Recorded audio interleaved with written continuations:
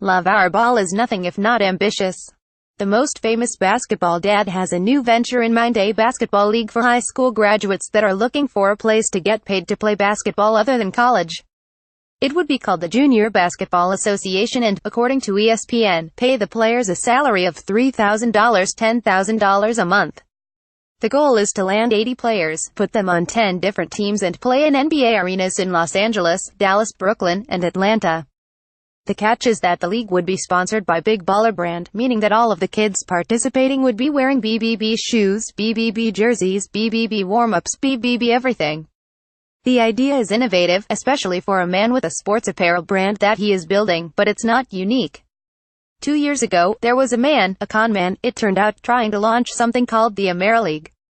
That fell through, as did his idea to create a team called the Las Vegas Steelers that would pay kids upwards of $700,000 to get them to play for a team that would scrimmage European clubs in Vegas and on a tour of Europe. Then there is the Historical Basketball League, a push made by a man named Andy Schwartz to circumvent the NCAA to create a collegiate league that will pay players money. As always, I am skeptical about any potential success that these leagues will have. For starters, college stars do not truly get what they are worth when they are in college, but if the FBI investigation into corruption in college basketball was any indication, they do get something beyond the scholarship money more often than not. That something is more than what Ball is offering with a JBA. And then there is the lifestyle. High Mahor college basketball players still have it pretty good. They are heroes on campus, play in front of raucous arenas, fly private and get the best facilities to work out in while, potentially, receiving some tax-free cash and getting a chance to build a brand and a name while playing on national television every night. The latter is a good thing for NBA teams and for the shoe companies that will eventually end up paying stars massive endorsement deals. Think about it like this: would Lonzo Ball be Lonzo Ball if he played in the JBA instead of at UCLA for a year? No, he wouldn't. And that's before we even broach the subject of the NBA potentially eliminating the one-and-done rule. If they do that, it's because they want to get these athletes into the NBA developmental system sooner rather than later. Have you not noticed the amount of resources the league is pouring into the G League? Put another way, college isn't the perfect answer when it comes to development, but I promise you NBA teams would prefer having future pros spend a year with Coach K or Coach Cal or Bill Self over having them spend a year playing in the JBA. I applaud the ambition, truly, I do, but I cannot see this working. West Lafayette, Indiana. AP, no. 16 Purdue had Tennessee State right where it wanted the moment the Tigers set foot inside Mackey Arena. The Boilermakers haven't left the state of Indiana since December 1st. Meanwhile, Tennessee State was playing its fourth road game in 10 days. Carson Edwards scored 26 points, P.J. Thompson finished with 17 and Purdue cruised to its 8th straight win with a 9,748 victory. Credit the lopsided victory to Purdue coach Matt Painter, who, drawing from his own experience, had a hunch the Tigers would be entering Thursday night's game vulnerable and exhausted. Not only had the Tigers been traveling since Dec. 12, but they arrived in West Lafayette just 3 days after taking Texas to the wire in Austin, losing 4,746. This was the end of their road trip.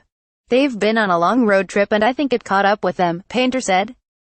I think any time you play the way they did the other day at Texas and almost win that game, that opens the eyes of our players. Anytime you play a game like that where the game could have went either way on the road against somebody as talented as Texas, it's going to open the eyes of your next opponent, and I think it surely did for us. Tennessee State was hanging around early, trailing 16-11, when it was ambushed by Purdue 122. The Boilermakers outscored the Tigers 325 during the final 14 minutes of the first half, overwhelming a seemingly exhausted team with a balanced offensive attack. Purdue outscored Tennessee State 200 in the paint and shot the basketball well from beyond the arc, making 6 of 15 three-point attempts in the first half. The Boilermakers shot 58% from beyond the three-point line for the game, 15 of 26. Thought we did a good job of trying to get the ball inside and just moving the basketball. I think we just have a good balance as a team, Painter said. We had a good balance offensively. We did a good job of being efficient on the offensive end. Purdue led by as many as 34 points during the first half, where Tennessee State shot 25%, 6 of 24, which included a nearly 7-minute span where the Tigers' 56 didn't make a field goal. Delano Spencer led the Tigers with 13 points.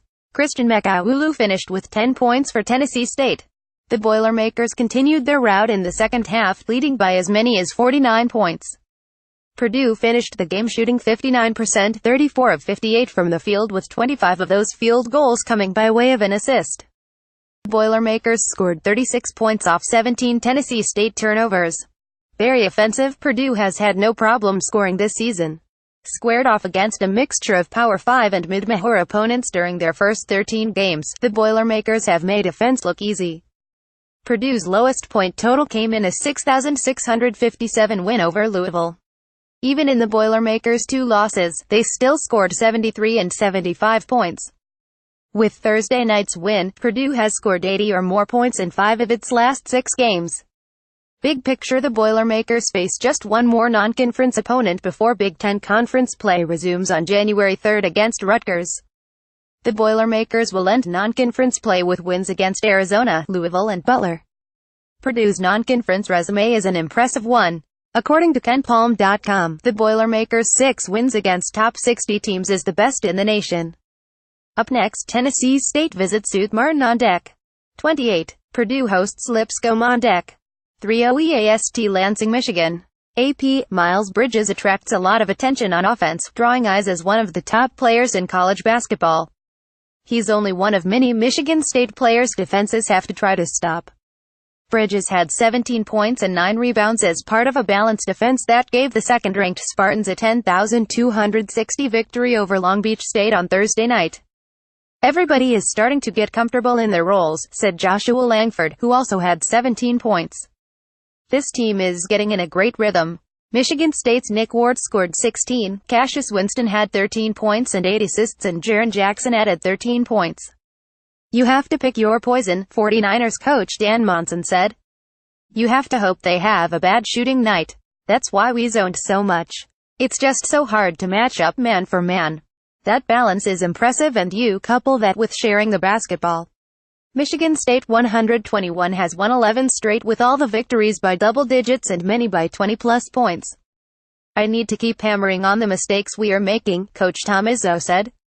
The 49ers 59 trailed by just 5 points midway through the first half before Michigan State pulled away. The Spartans led by 16 points at halftime and dominated at both ends of the court to quickly turn the game into another rout.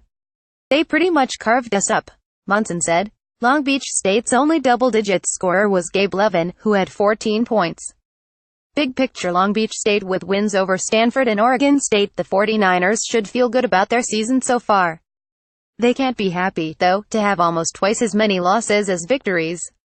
Michigan State, the Spartans starters are all averaging in double figures, creating matchup problems for defense inside and out. They're as good as they've been, said Monson, who previously faced the Spartans when he coached at Minnesota and Gonzaga. Torrid Pace Ward was 7 of 8, coming off a 9-for-9 shooting performance, and might have went 2 straight games without a miss if Bridges didn't pass him the ball for a tough shot in the closing seconds of the first half. He has made 68.6% of his shots this season. Michigan State's season shooting record was set by Ron Charles during 197,980 when he made 67.6% of his shots.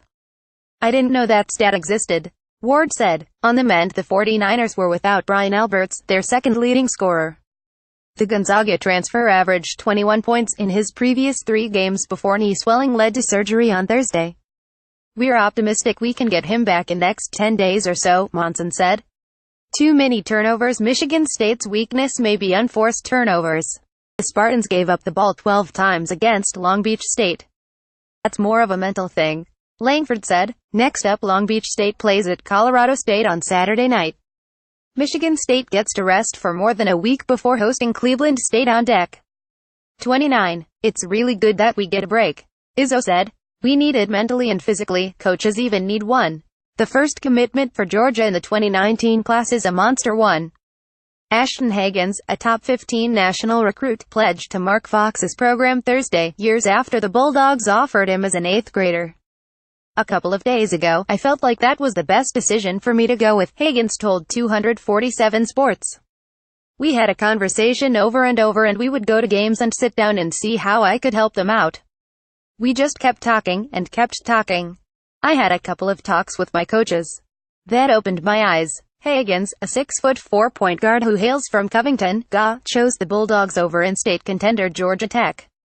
He also held offers from the likes of North Carolina and Kansas.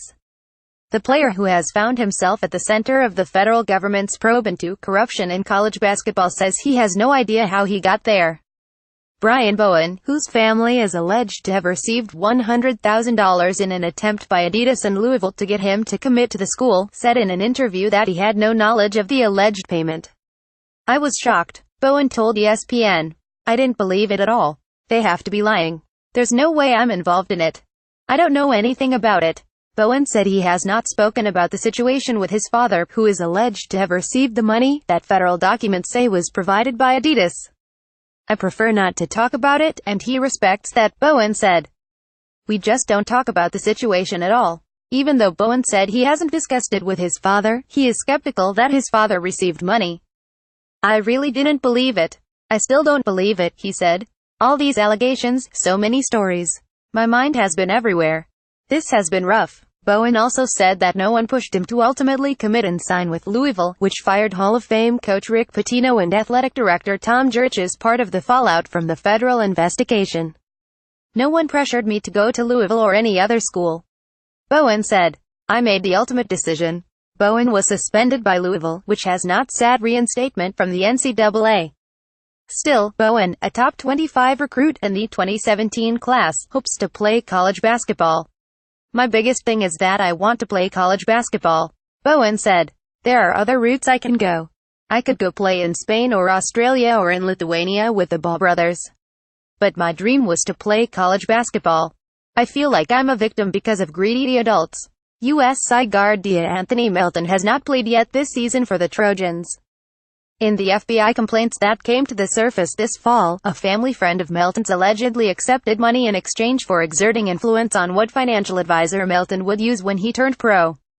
Melton wasn't technically suspended, and he wasn't initially ruled ineligible, either.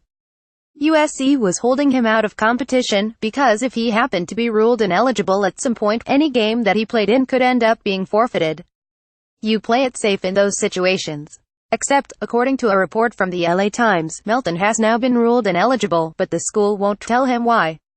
Melton's attorney told the paper that she does not know when Melton was ruled ineligible, and she does not know what the new information is that the school uncovered. What they do know is that he will not be allowed to travel with the team to the Diamond Head Classic in Hawaii over the Christmas holiday.